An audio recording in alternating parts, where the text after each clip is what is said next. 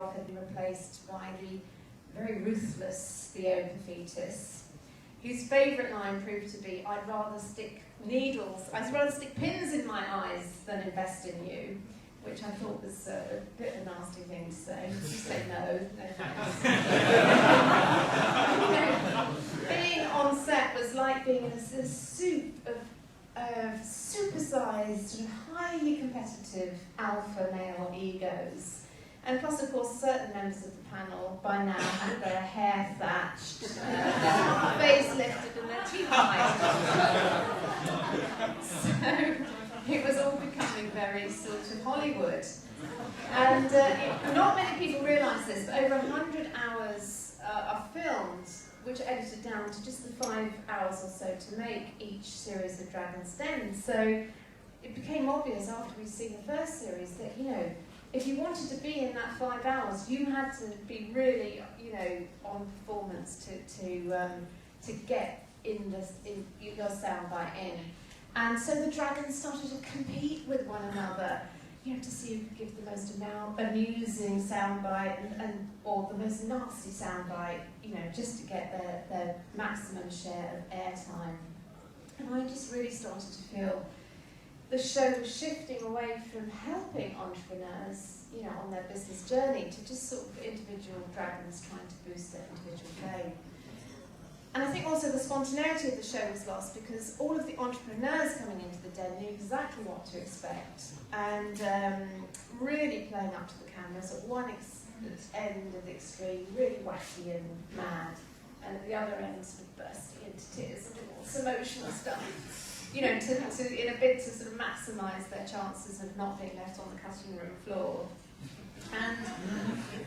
And more of the featured entrepreneurs, and even if they were given offers, declined, so well, I'm not going to give it away for sort of more than 5%, and just purely because they were there just to get a free TV ad, and that prime time television exposure on BBC just money can't buy it.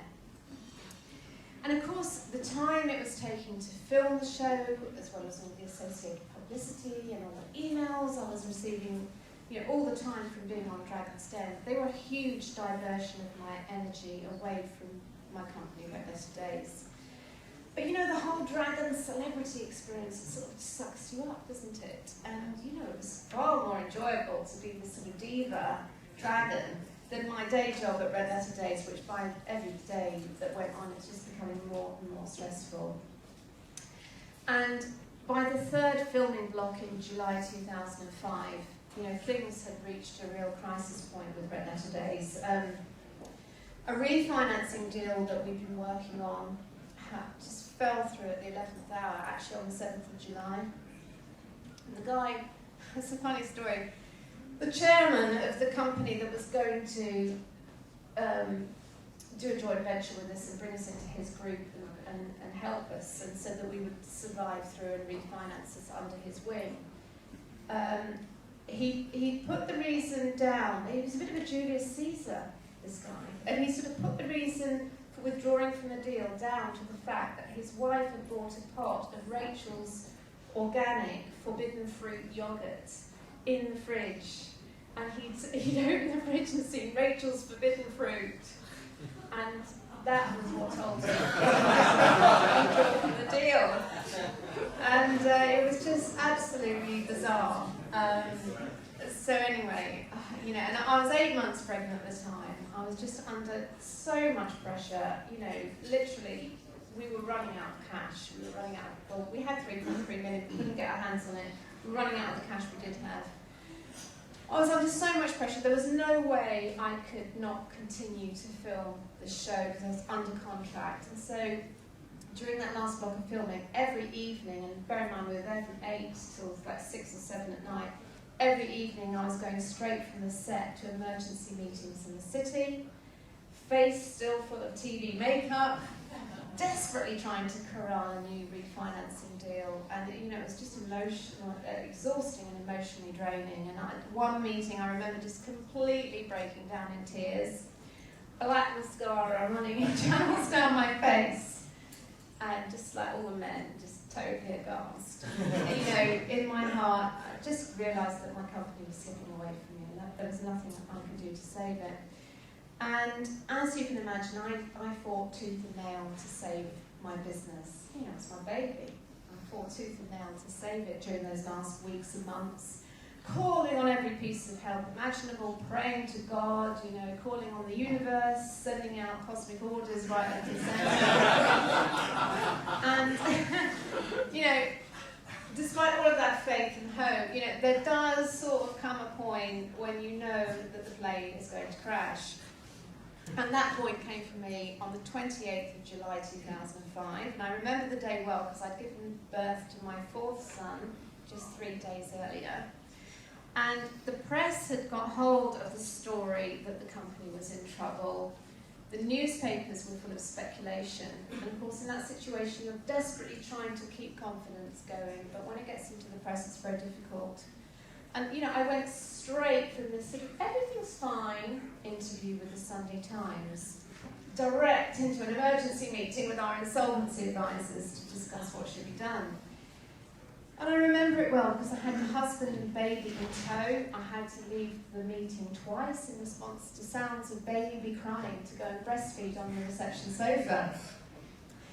And it was just ridiculous. And on our way home at 9 o'clock that night, after just another really grueling and exhausting day, my husband and I were just in the car driving home, just looked at one another and just said, you know, this is ridiculous. And I think when business becomes that stressful, you really have to ask yourself, you know, is it worth it? So we attended a meeting at the lawyers to set the wheels of administration in motion. And at the moment the administration paperwork was entered at court, you know, this huge lawyers' boardroom full of people just evaporated. And it was just like a hospital room where the patient has died, you know. And you're nothing, once you've signed your company over, you're nothing anymore, it's not yours, and you're meaningless, worthless, you know, they don't want you as a client because you've got nothing. And my husband and I just sat there in this huge lawyer's boardroom, the baby in his little chair on the tabletop, totally drained by the day's events. But you know, the strangest thing was at the moment I decided to let go, actually, what I felt most was just this feeling of total and absolute relief and even liberation that the nightmare was finally over. And in the days and weeks that followed, I came to realise that the failure of Red Letter Days, which at the time leading up to it, I thought would be the most catastrophic thing that could ever happen to me in my life, just the most catastrophic thing, it was actually the start of a wonderful new beginning. And along with this complete media bashing, and Trevor McDonald even did a whole show devoted to me called Exit the Dragon, which was a total stitch-up job, and it was just really awful. That was the bottom, that was the pit, you know. But you know, that night, and I remember watching it, it was just awful. And I thought, oh, and I went and logged on my computer for some reason, and just all these messages were dropping into my inbox one by one, all these messages of support, and it was just really amazing. And actually, the worse the media got, the more support I got. And some of the emails from friends, but many others from complete strangers. And I think most people who just send a message like that don't even know if it even gets read. But to me, they were very, very valuable at that time. They really helped me through, and I put a lot of them on my website, and they're still there. And I'd like to read you a few of them. And the first one is from an incredibly high-profile female entrepreneur who I hadn't met at that point, but I'd heard of her. I'm obviously not going to tell you her name, and this is what she wrote. I have no idea why I'm writing this, except that I'm a full-time working mother of 3 young children, and I nearly lost my company at Christmas. I managed to keep hold of 40% and agreed to far too many personal guarantees for my own good, just so that I could carry on and take a salary and keep people employed. Neither customers nor suppliers were aware of the financial nightmare, and I felt totally alone. I would love to have talked to you at that time. In fact, I watched the Dragons programme, sometimes in tears, and did consider contacting you, but I didn't. I was too embarrassed that it was all a sham, and I wasn't really successful at all. I started one of the leading brands in the UK, she told me the name, honestly, I've punched above my weight for 3 years, had articles written about me, and been toasted by my industry. But in the end, they have no idea the massive struggle it is to put on that brave face and pretend it's all roses and success. I'm still not sure why I'm contacting you. Maybe it's just to say that I admire the statement on your website. Maybe it's because I feel we have something in common.